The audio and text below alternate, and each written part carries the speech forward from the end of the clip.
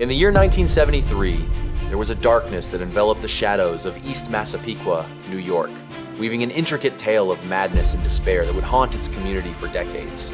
The East Massapequa Cemetery, a serene resting place, became the backdrop of a disturbing series of events that were not merely supernatural, they were fueled by human malice and ethical negligence.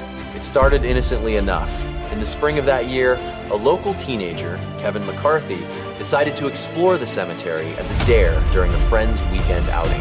What was meant to be a fun adventure soon revealed itself as a chilling exploration of human remains hastily buried. Beginning with a barely visible mound of earth where flowers had long since wilted, Kevin stumbled upon a decomposed hand protruding from the ground. His scream pierced the stillness, calling his friends over in horror.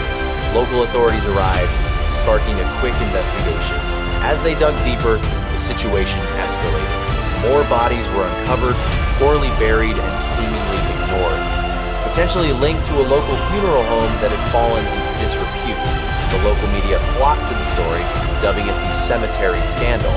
Reports revealed that the funeral home had been mishandling corpses, neglecting proper burial practices, driven by a deadly combination of greed and incompetence. Public outrage grew as families of the deceased learned that their loved ones were treated as disposable objects, tarnishing not only the cemetery's sanctity, but also the community's trust in its caretakers.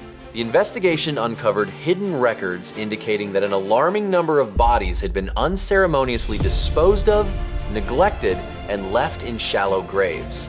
In a macabre twist, it also became evident that some of these cadavers were actually part of illegal medical experiments conducted years prior. Frantic calls from families turned into cries for justice, revealing the extent of the conspiracy that surrounded the funeral home and even local health officials who had turned a blind eye. In a shocking revelation, it became clear that some officials had sought to profit from this atrocity, sacrificing ethics at the cost of human dignity. As community members gathered in grief and anger, whispers of ghosts lingered among them. Stories emerged of sightings, figures wrapped in tattered shrouds walking the cemetery paths, forever tethered to the neglect they had endured, demanding recognition and appropriate burials. Locals swore they could hear distant weeping during the moonlit nights, the cries of souls unable to rest. For months, sensationalism pervaded local news stories as outraged residents insisted on deeper inspections.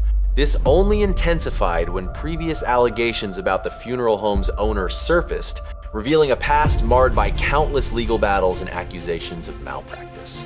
As the truth seeped out, potential criminal charges loomed, but bureaucratic obstacles ensued, shrouding the case in a thick haze of red tape. In the autumn of that year, while protests swelled outside the town hall, the funeral home's owner committed suicide, further shrouding the entire incident in mystery. His note revealed deep remorse, claiming he was haunted by unseen forces, a nightmare that seemed to manifest from the very ground he had so egregiously sullied.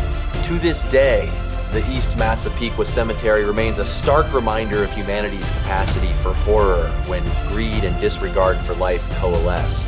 Visiting locals still report chilling sensations, as if the earth itself is crying for the forgotten souls once neglected and mislaid. It teaches us that some conspiracies don't dwell in the shadows of our imaginations, they wallow in the darkest recesses of reality.